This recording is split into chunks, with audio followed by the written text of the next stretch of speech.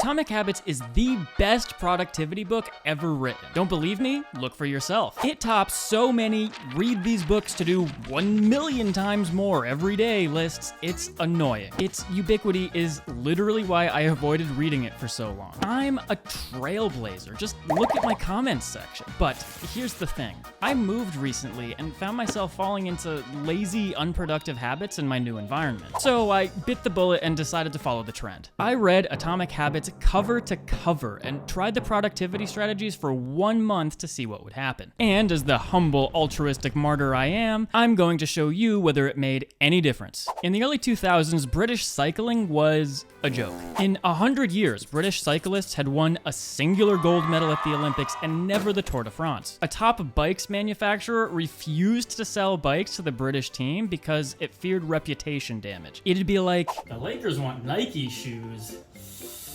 Let me get him the number for Adidas. The Queen couldn't even drink her tea because it was too salty. But then, the British Cycling Organization hired a new head coach. In just 10 years, British cyclists won 174 world championships, 66 Olympic gold medals, and 5 Tour de France victories. What did he do? He recruited French cyclists. No, he employed a strategy called the aggregation of marginal gains. In other words, if you break down everything that goes into riding a bike and improve it by 1%, you get a big increase when you put it together. This is the foundational principle of Atomic Habits. If you get 1% better each day for a year, you'll be 37 times better when you're done. Hold on, Mimir, you're telling me the whole point of Atomic Habits is to get slightly better at a bunch of little things. That's the big reveal. No, that's my big reveal, and you're ruining it. So it's kind of like compound interest. I guess that makes sense. And there's absolutely nothing else to it, right? Pop quiz! What's more important, setting goals or setting processes? Too many people focus more on setting goals than setting processes. Winners and losers have the same goals. What differentiates them is how much money their parents have. Cut. What differentiates them is the systems they use. The score will resolve itself. It's fine to be results-oriented, but the implicit problem with a goals-first mindset is that it creates well-onces. Well, once I lose weight, I'll be happy. Well, once I pass this test, I'll be happy. Well, once I hit 10,000 subs, I'll be happy. You defer enjoyment until you hit the goal, and since it doesn't provide immediate positive feedback, it's hard to stick with. It's easy to continue good habits for a day or two, but it's hard to make them part of your life. Or is it? Yes, it is. But when you fall in love with the process instead of the outcome, you don't have to wait to give yourself permission to be happy. You can be fulfilled as long as the system is running. There are 3 levels of behavior change: outcomes, process, and identity. If you want to know more, read the book. What am I, your secretary? But have you heard of short form? It's kind of like Spark Notes, just much better. I did actually read every word of Atomic Habits, but if I didn't have the time or desire to go through 234 pages, now short form is my secret go-to. It has different length summaries depending on how in-depth you want to get, and builds on concepts by cross-referencing ideas with other books on their platform. It also happens to be the sponsor of today's video. Look, I'm supposed to tell you that short form is not a substitute for reading a book, and it's a supplementary tool with added ideas and quizzes and resources and blah blah blah.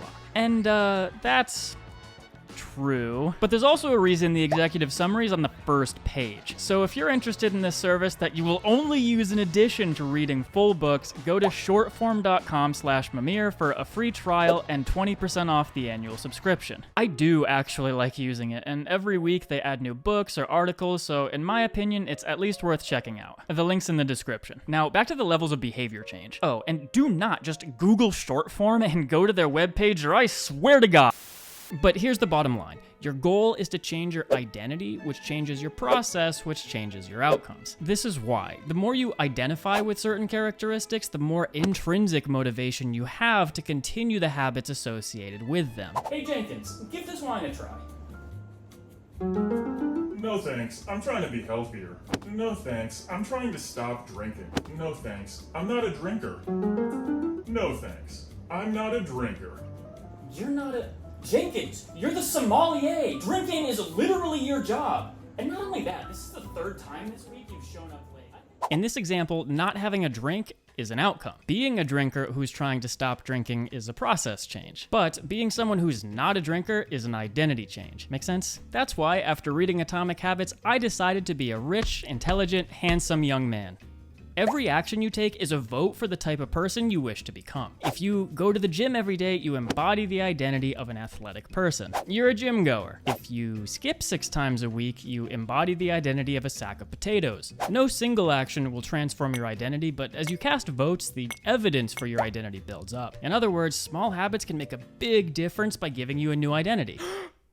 Atomic Habits. Okay, so all the little actions you do not only improve your process, but add up to your identity. That's all well and good, but isn't there any science in this book?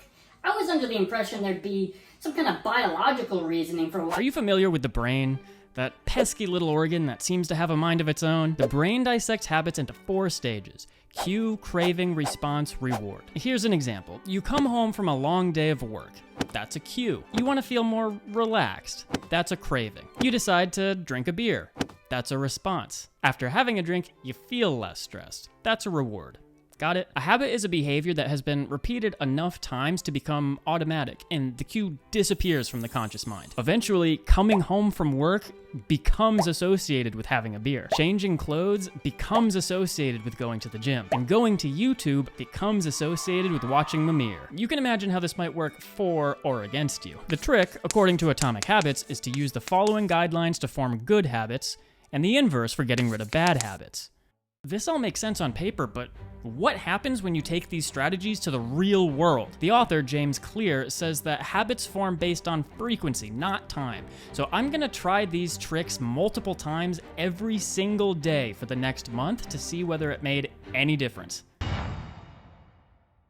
First, I need to identify the habits I want to build and the habits I want to eliminate. Since the cues for habits become essentially invisible, Atomic Habits suggests we create a scorecard. I wrote down all the automatic habits I could think of, then graded them positive, negative, or neutral. It turns out there's a lot. I felt overwhelmed because it's laborious just to figure out which habits you want to keep and which habits to alter. But our guru James says that scheduling your simple tasks gives you more freedom, and we're following his advice. Over the next month, I decided to build these habits.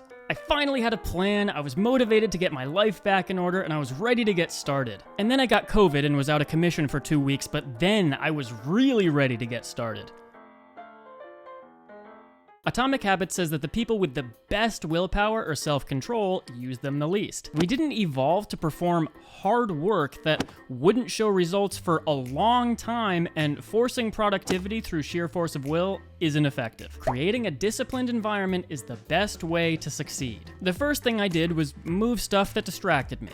Out of sight, out of mind. I put my cat Schrodinger in this box. I hope she's okay. I kept playing on my phone in bed, so I moved my phone charger outside my bedroom. Any objects I wanted to ensure I consciously made the decision to use, I found a spot for and put away. It felt kind of stupid because why would I put the TV remote in an inconvenient spot if I knew I was going to use it later? It was like your mom telling you you had to clean up because you had company coming. However, I got an immediate benefit removing tempting things from sight. I found myself more productive and less likely to be distracted. Finally, you're not supposed to mix conflicting activities in the same space. Don't work and play in the same room. I believed in this before I read Atomic Habits, but the problem is Tokyo's apartments are kinda like this. So now the living room and workroom are totally different spaces. The idea is that you make yourself want to do your productive habits. For example, you could bundle doing something you don't like with something you do. And eventually, you look forward to doing the thing you don't like because you get to do the thing you do like. That's why I always download viruses right before I start my work. Or instead of saying, ugh, I need to go to the gym, you think, wow, I get to build muscle now and make my heart healthy. The attitude shift changes it from a chore you're forced to do to a reward you're fortunate to do. Atomic Habits also suggests you try a motivation ritual. You associate your habit with something you enjoy, then use that as a cue whenever you're lacking motivation. For example, if you call your landlord a every time before doing something. This law didn't help me much. I don't know, maybe I didn't practice it right, but the gym was still the gym, no matter how I tried to frame it. And if I said, I'm going to read for an hour, then play video games for an hour, it didn't make me look forward to reading any more than usual. I was just more aware of the clock. It mostly tied into the next rule, which was incredibly helpful, and probably my favorite in that I cleaned my desk and TV stand every time before playing video games. Alright, this law is where the money is. The basic principle is that human nature follows the law of least effort. You have a proclivity to choose the option that requires the least amount of work. So, you add friction to actions you want to avoid and make productive habits easy. My 5 goals were: when you want to master a habit, perfect is the enemy of good. To start, you just need to do your reps. And if you're someone who actually loves analysis paralysis, Atomic Habits suggests the 2-minute rule. When you start a new habit, it should take fewer than 2 minutes to complete. If you want to start reading, you read 1 page a day. If you want to start going to the gym, you get changed into gym clothes. You force yourself to do the bare minimum until you want to do more, but you always stay below the point where it feels like work. Now, back to my goals. I needed to make each one as easy as possible to change my routine. The first thing I did was uninstall social media apps from my phone. Instead of reaching for my phone whenever I was bored, I had to make the conscious effort to download and log into social media, which, as it turns out, isn't actually something I'm that interested in. Next, I wanted to think about my schedule. Atomic Habits talks about having an implementation intention, a plan for the time and place where you'll do something. This has been shown to make a huge difference in terms of getting things done, and I wanted to try. I'm normally a morning gym person, but my new gym is somewhat far away, and I never went. However, it's on the path of where I need to be in the afternoon, so I started going in the evening to reduce travel time. I had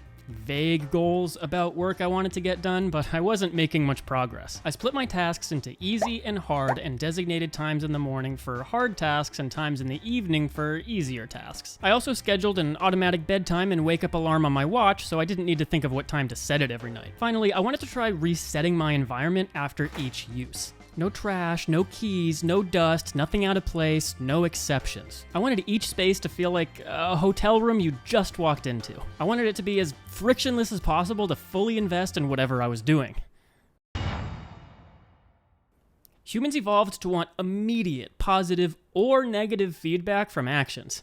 That's the problem with you kids these days. Everything's all about instant gratification. Back in my day, we didn't even know who won the Super Bowl until 5 years later when the results were mailed out. The truth is, it's always been about instant gratification. That's one of the reasons why pain is so effective. But as long as we know this, we can train ourselves to perform actions that delay gratification by infusing rewards or punishments into our habits. Atomic Habits uses the example of stopping drinking for a month. It can be difficult to be satisfied with this action in the moment because all you're doing is resisting temptation for your future health. Therefore, you want to make progress visible. If you want to buy a leather jacket, you might store all the money you would have spent on alcohol in a jacket fund and see the number increase. Or you could check each day on a calendar you avoided drinking and see your streak add up, which is inherently motivating. Try to avoid skipping any habit twice. You don't have to be perfect, but twice in a row sets a dangerous precedent.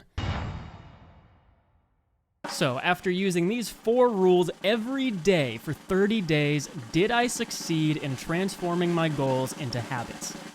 Actually, yeah, I mostly did. I found the first and third rules the most effective, and they basically worked immediately right up to the end of my trial. There were a few times I was tempted to let them slide, a few days after starting, and oddly after about 2 weeks. And they're still not necessarily fun, but hiding my temptations and reducing friction for my habits is really helpful for my productivity. I wasn't able to utilize the 4th rule very well. I tried keeping a habit log, but it felt so much like a chore that after a week I skipped a day and never really went back. It's possible my goals were inherently motivating enough by themselves, but I'd like to try the 4th rule again in the future. The 2nd rule, though, didn't benefit me much on day 1 or day 30, so maybe someone in the comments can let me know how it worked for them. I want to leave you with a quote from the end of the book. The greatest threat to success is not failure, but boredom. We get bored with habits because they stop delighting us. The outcome becomes expected. Overall, I was pleasantly surprised with how well this experiment went, but I already feel this potential danger. Cleaning isn't exactly a Herculean task, but it was more exciting at first that my desk was clean every day. I think if I were to stop for a few days, that's all it would take to break my new habits, so I guess it's an ongoing battle. Thanks for watching. Consider subscribing, and good luck if you try this out for yourself. And check out this video where, I don't know, I probably do something cool.